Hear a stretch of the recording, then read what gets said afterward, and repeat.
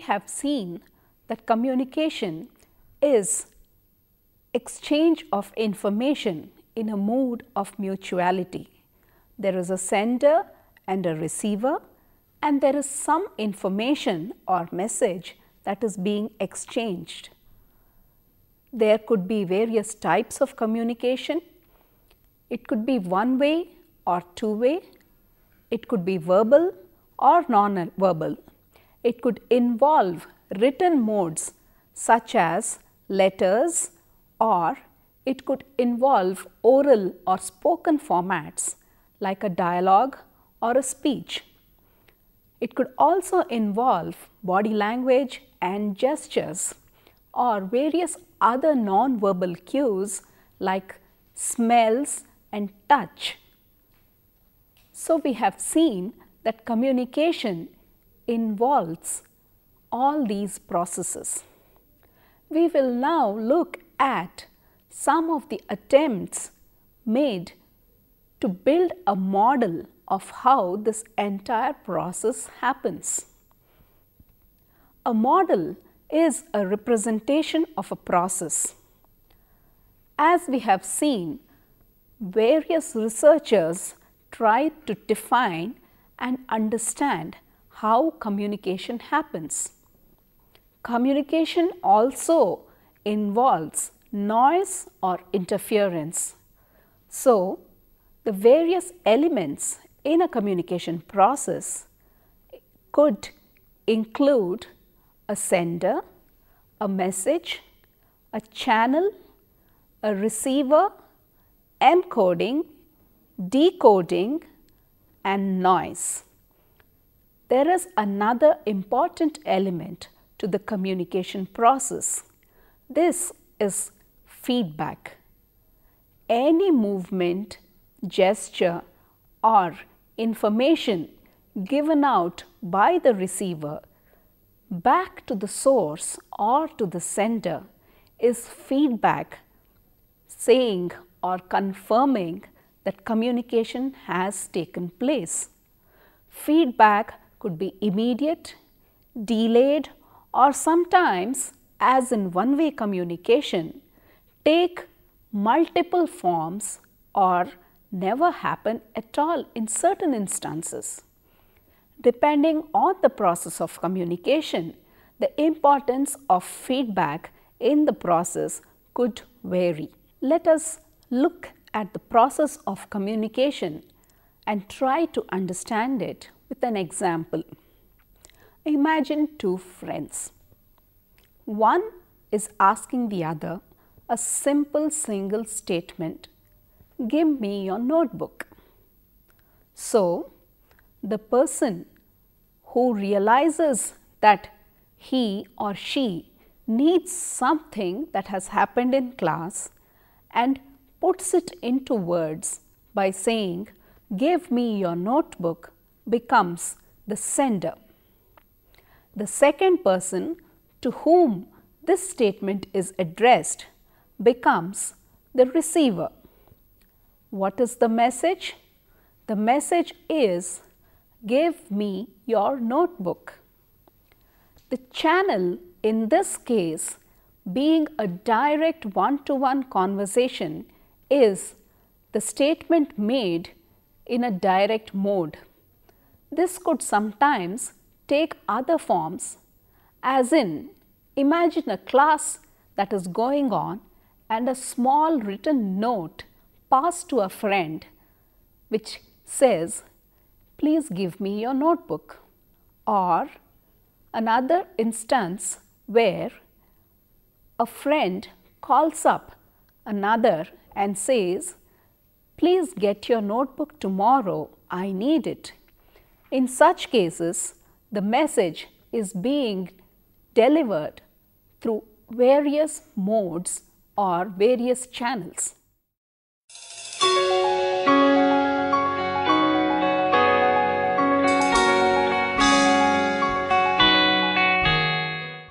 For the past 50 to 70 years, there has been a lot of information and a lot of research happening on how this communication process actually takes place. When you say, "Give me your notebook," probably your friend understands it as, "Give me your English notebook," whereas you meant, "Give me your maths notebook." So, what you say need not necessarily be understood or interpreted in exactly the same way. In fact, we see this happening very often in our day-to-day lives. We say something, we are trying to convey an idea, but it is understood in a slightly different fashion.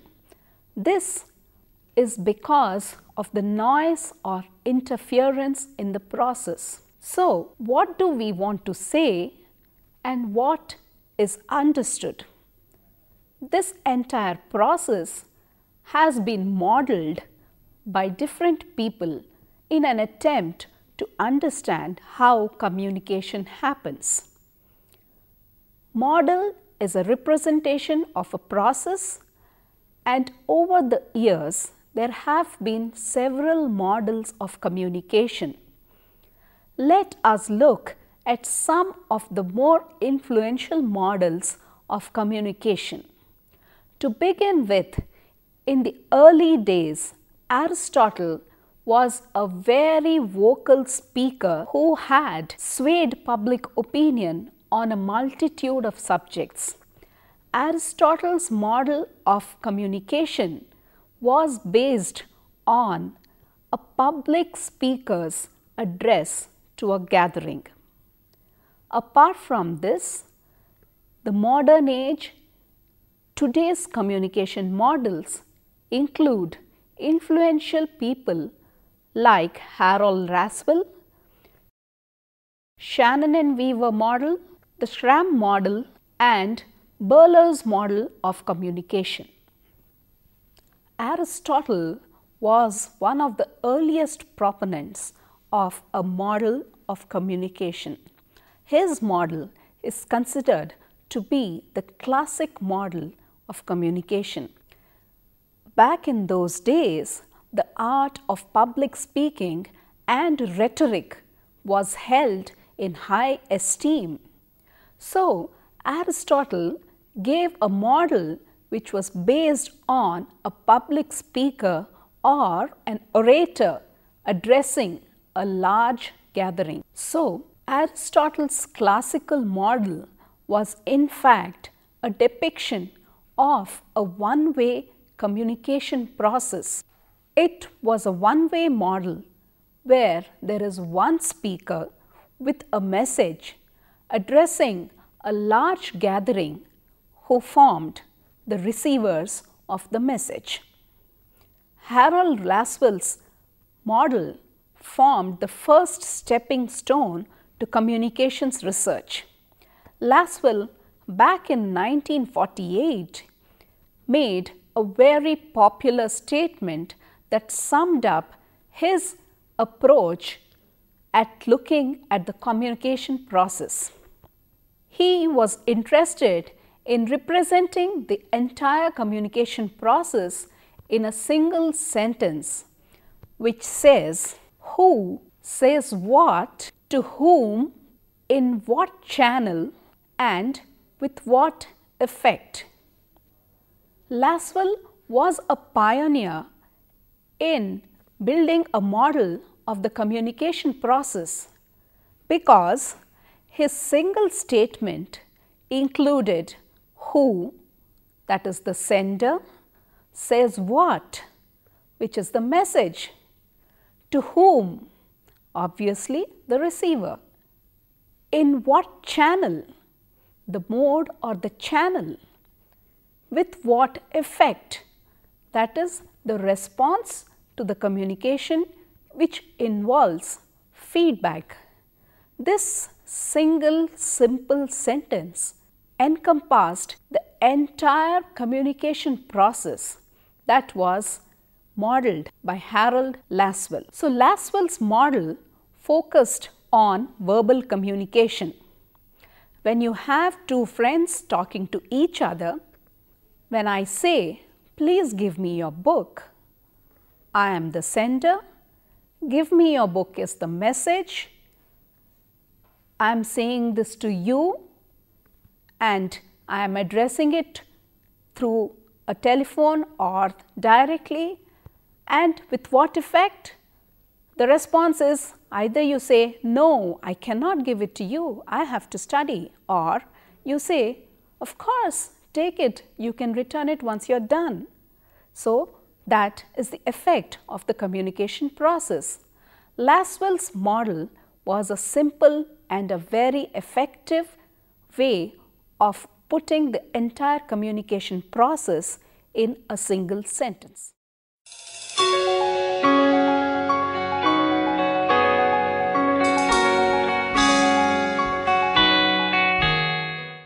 Though Lasswell's work preceded Shannon and Weaver, the Shannon and Weaver model is far more popular and influential.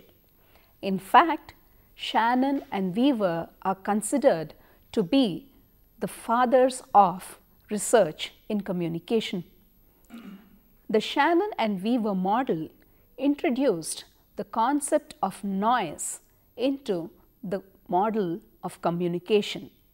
In fact, this is a very important addition to the understanding of communication process.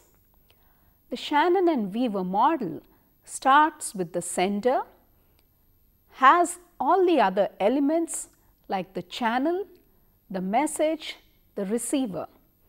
Additionally, there is what is called an encoding, which is the process of actually putting your thoughts or ideas into a particular format.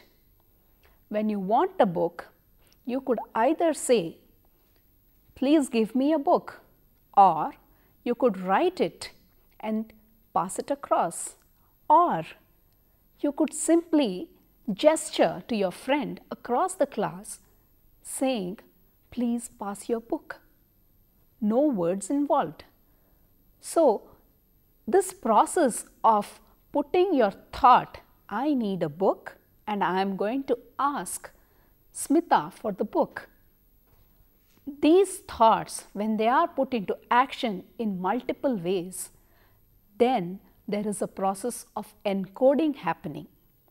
So, the sender encodes and sends a message across through a channel, and the receiver at their end, the receivers decode this message. So, what does decoding involve? Decoding involves seeing something. It could be a written sentence, it could be a set of sounds in the form of a message, it could be a set of gestures. Listening to that or seeing that and understanding the requirement of the sender and subsequently acting upon it is the essence of the decoding that happens. Apart from this, at every stage, either during encoding or when the message is moving through the channel or when there is a decoding happening, there could be some interference. This interference is noise. So, when your friend gestures, I need your book, you might understand that as I need your English book, because this request is sent during the English class. Or you could understand it as I need your maths book because your friend has missed the preceding maths class. So, your knowledge is now becoming the interference. Your knowledge of your friend's absence is creating a noise in this process. You respond by asking which book. This is the feedback that goes back to the sender, communicating to the sender that yes, I have received and understood your message. Shannon and Weaver were engineers who were involved in trying to design a model for communication technology. They were working with signals and pulses, and they were working for the telecommunication industry in the early days when telephones and telephone communication was being developed. So, their work, their model was highly influential, highly popular, and widely accepted. Even today, the Shannon and Weaver model is considered to be the one all-encompassing model that talks about all the elements involved in the communication process. The Shannon and Weaver model was a linear one which began with the sender and ended with the receiver. The concept of feedback, which is a very important one, was added by another communications researcher called Schramm. Schramm in 1954 came up with a model that was essentially an improvement or an addition to the Shannon and Weaver model. Schramm came up with the notion of feedback, with the notion of communication being a continuous process and a two-way process. Communication is reciprocal, so communication actually is complete when feedback is also taken into account when developing a model of communication. This was what Schramm believed. So, his model included feedback. Not only did it include feedback, he also suggested that since communication is two-way, since it is reciprocal, encoding and decoding happen both at the receiver's end and at the sender's end. So, the Schramm model had encoding, decoding at the sender's end, encoding and decoding at the receiver's end, a message, a channel with noise and a feedback to complete the loop of communication.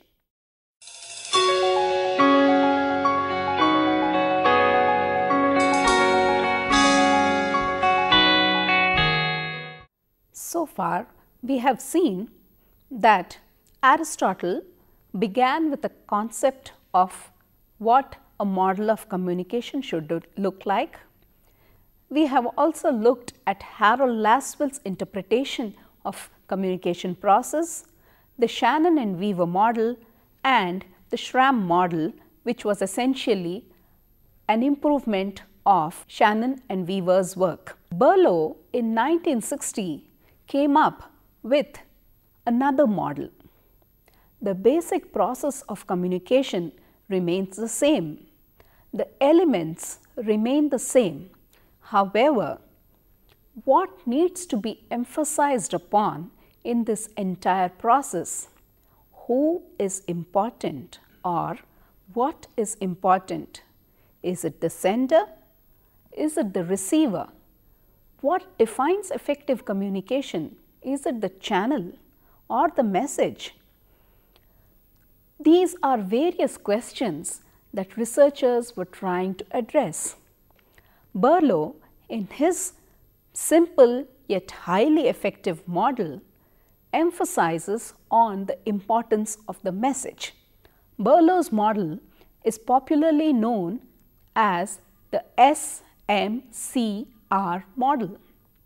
S, source, M, message, C, channel, and R, receiver.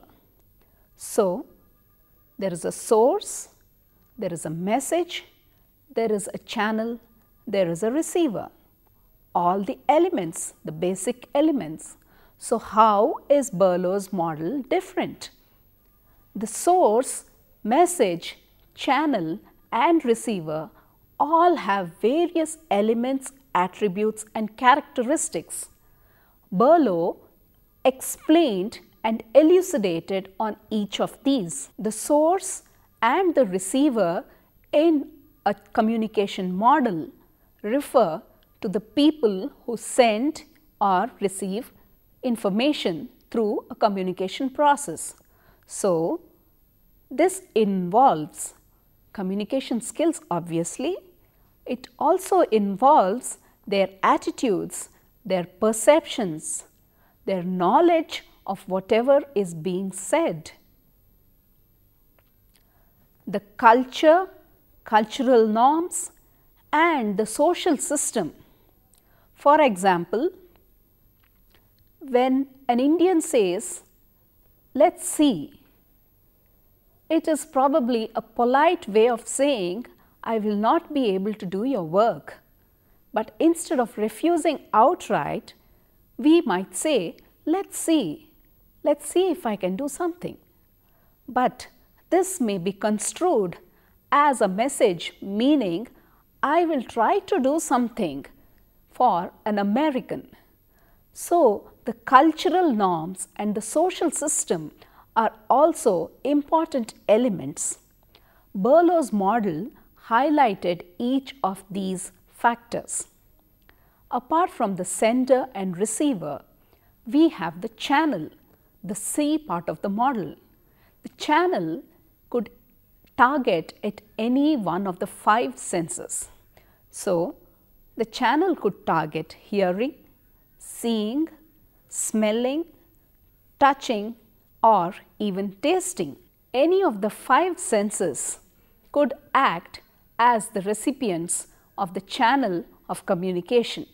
Coming to the most important part of the communication process, the message has various elements like content, code, structure and treatment. Let us take an example.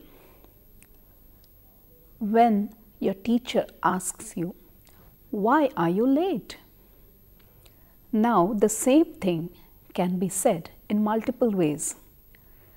When the emphasis is on why, as in, "Why are you late?"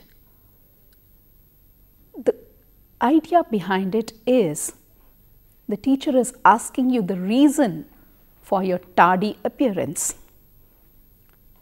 But let us suppose the question is asked differently. "Why are you late?" Then what does it imply? The emphasis here is on you, which means there are many people who are late. What is the reason for you as an individual, as a person to be late? So, the emphasis is not on the reason here, but on you as a person. The third way in which the same question could be asked is, "Why are you late?"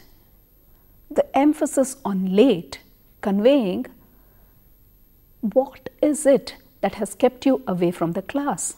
Why couldn't you be punctual? Why couldn't you come on time? So, the focus is on your late arrival. It is not on you. It is not on the reason. The focus is on the tardy behavior. So, the same message, the same content could have various treatments. Berlo's model emphasized on the message. It was an important model because both the source and the receiver received equal importance. So, various formats in which message can be sent, various ways in which a receiver could receive it are of equal importance, and emphasis is on the message, the various elements that go into message, and because the elements are defined, we are also including the possibility of noise or interference or distortion happening because of various elements that are included in this process. Both encoding and decoding involving the psychological factors at the sender's end and receiver's end are also taken care of in Berlo's model. So, Berlo's model, which started out basically as a theory, was also highly appreciated by the research community. To sum up, if we look at what Aristotle did right up to what Berlo was trying to do, Aristotle started with a one-way model.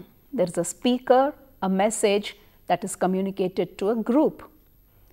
Then we had Lasswell, who tried to look at all the elements in the communication process: who says what, to whom, in what channel, with what effect.